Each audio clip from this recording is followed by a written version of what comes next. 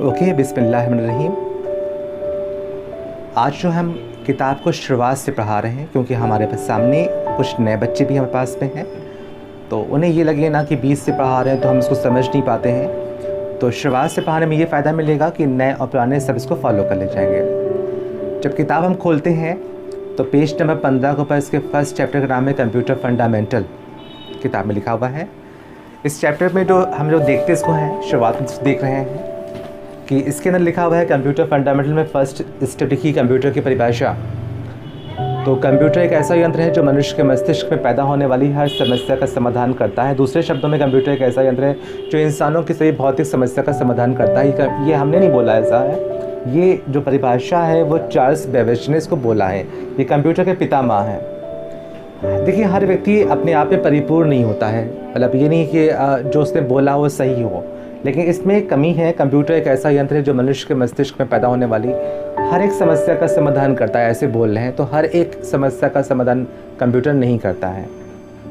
Computer केवल दुनियावी problem को ही सॉल्व करता है। अगर हर एक को प्रॉब्लम सॉल्व करना शुरू कर देगा, जैसे हम ये कहें कि अभी आपने पढ़ा कंप्यूटर की लिखा पढ़ी में ही है, कंप्यूटर एक ऐसा यंत्र है जो मनुष्य के मस्तिष्क में पैदा होने वाली हर एवरीथिंग, तो हर माने सब कुछ, कि जो हमारी नानी मर गई है वो ज़िंदा हो जाए, तो हर एक प्रॉब्लम को सॉल्व नहीं कर पाएगा।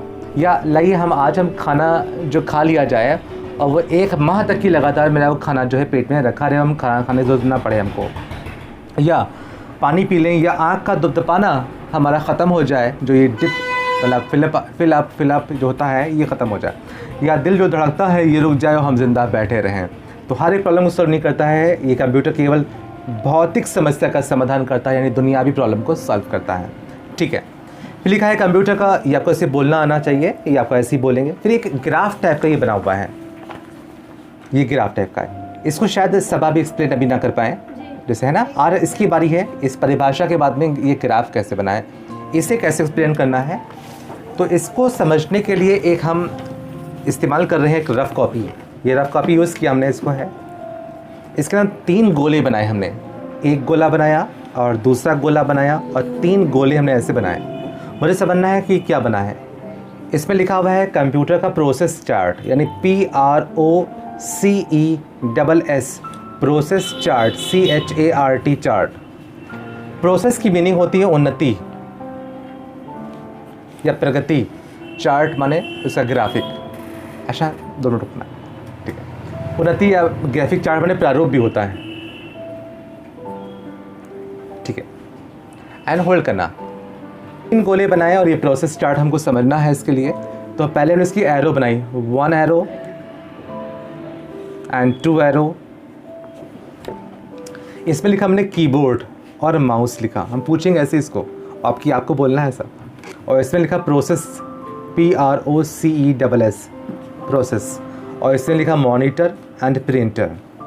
मैं यहाँ फिर से रुकना चाहूँगा, एंड प्लीज़ पॉज इट। आप तो ये प्रोसेस प्रारूप, ये कीबोर्ड और माउस लिखा, प्रोसेस लिखा और मॉनिटर एंड प्रिंटर लिखा।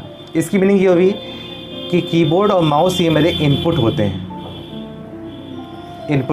इनपुट डिवाइस वो होती हैं जो आंकड़ों को CPU तक ही पहुंचाते हैं, और CPU हमारा होता है ये प्रोसेस CPU होता है, प्रोसेस डिवाइस होती है, और मॉनिटर हमारा होता है आउटपुट। तो ये ऐसा ग्राफ था, इसको बोलना ऐसे है, कीबोर्ड और माउस के द्वारा CPU तक ही आंकड़े पहुंचाते हैं और CPU इसकी प्रोसेसिंग करता है, समझता है, और इसका परिणाम मॉनिटर दिखाता है। ध्यान रखना, हम लोग जो देख रहे होते हैं या सुन रहे होते हैं, हम लोग का आँखों का संपर्क जो हमको सिखा रहा है ऐसा है, क्योंकि हम बायोलॉजी पढ़े हुए हैं तो बायोलॉजी को अच्छा बोलना आता है। हम लोग की जो आँखें हैं, इसका जो संबंध है वो दिमाग से है, ध्यान रखना। और जो हम लोग के कान हैं, यानी कि जिस्म की हर एक अज़ू है, इनका सबका भी संबंध दिमाग से है। हम लोगों ने पढ़ रखा है कि टच करने से भी लोग ये एहसास कर लेते हैं कि ये हाथ मेरी मम्मी का है या पापा का है, ये बड़े का है या छोटे का है। एहसास होता है। आँखें बंद कर लीजिए, किसी का एहसास, या आँखें बंद कर लीजिए, लोहा छू रहे हैं या लकड़ी छू रहे हैं, आपको एहसास हो जाएगा। तो इसका संबंध दिमाग से है, इसका स्किन का संबंध। तो जब कान से सुन रहे हम लोग होते हैं कि हेलो आपका नाम क्या, अगर दिखाई नहीं पड़ रहा है तो कान हमारे एक इनपुट डिवाइस हमारी हो गई कि हेलो जैद आपका नाम क्या है, तो ये जैद से हम मुखातिब हैं, ये जैद ने समझ लिया। तो ये कहाँ आवाज़ पहुँची, हमारे मस्तिष्क को पहुँची, मस्तिष्क दिमाग को पहुँची कि ये सर हमारा नाम पूछ रहे हैं। मस्तिष्क ने प्रोसेस किया कि अब इनको हम ये पूछना क्या चाहते हैं, समझना चाहते हैं। इसका परिणाम दिया मेरे मॉनिटर ने, यानी मेरी ज़बान ने दिया इसका ज़बान कि मेरा नाम मिस्टर जैद है, हम मोहल्ला यहाँ से आए हैं। तो कान, मस्तिष्क एंड मुंह, तीनों का ये कॉम्बिनेशन ये समझाया गया। हालांकि जिस टाइम पूछे उस टाइम कान, मुंह और दिमाग की बातें नहीं करना है, उस समय कीबोर्ड और मॉनिटर या CPU या इसके बारे में आपको बोलना है इसको। तो हमारा ये भी आज से ख़त्म हो गया, प्रोसेस स्टार्ट भी हमारा ख़त्म हो गया। इसी तरीके से बोलना आपको है। अगर इसके बारे में नहीं समझ में आ रहा होगा तो हम हर तरीके से और बोल लेंगे, हम इससे भी स्मार्ट पढ़ा लेंगे। अभी क्या आप बोल रहे हैं, खाली नॉर्मल अंदाज में पढ़ा रहे हैं। अगर कोई कहे बच्चा समझ में नहीं आ रहा है तो उसको हम उसकी ही ज़बान में पढ़ा लेंगे, ठीक है ना। तो उम्मीद करते हैं इतना ही मेरे आसान भाषा में समझ में आपको आ गया होगा। दूसरा है कि कंप्यूटर का पूरा नाम क्या होता है। हालांकि कंप्यूटर का पूरा नाम होता ही नहीं है, लेकिन कई विद्वान ऐसे हम लोग को लाइफ में मिलते हैं, ऐसे मिलते हैं, वो मुझसे कहते हैं, जैसे हमारे पास विद्वान, हम विद्वान की बात कर रहे हैं, विशाल की बात कर रहे हैं। विशाल इसकी आलोचना कर सकते हैं, सर ये कंप्यूटर का फुल नेम लिखा है C फॉर कॉमन और C फॉर कमांड और C फॉर कैलकुलेटर, सर सही कौन सा है? ये तो विद्वान, ठीक है ना। तो सर हम बोले आप सर कौन सा बोले हम, सर आपसे कौन सा हम बोले, आप तो तीनों सही, हम सर एक कौन सही, तो हम कौन सा सही आपसे बोले हैं, तो फिर झगड़ा हो जाएगा आपस में। लेकिन जवाब यह है कि मिस्टर तीनों गड़बड़ नाम लिखे हुए हैं, ठीक है, कोई सही नहीं है। तो फिर आपने लिखा फिर लिखा भी कहा है सर, गड़बड़ लिखा है तो गड़बड़ पढ़ा फिर क्यों रहे हैं आप मुझे, ठीक है ना। मैं खुद अपनी आलोचना कर रहा हूँ, सर गड़बड़ आपने बोल दिया लिखा है तो गड़बड़ पढ़ा क्यों रहे हैं। तो उत्तर ये है, काइंड ऑफ इंफॉर्मेशन कंप्यूटर का फुल नेम होता ही नहीं है। कंप्यूटर अपने आप में एक मुकम्मल लफ्ज़ है। जैद का फुल फॉर्म नहीं होता है।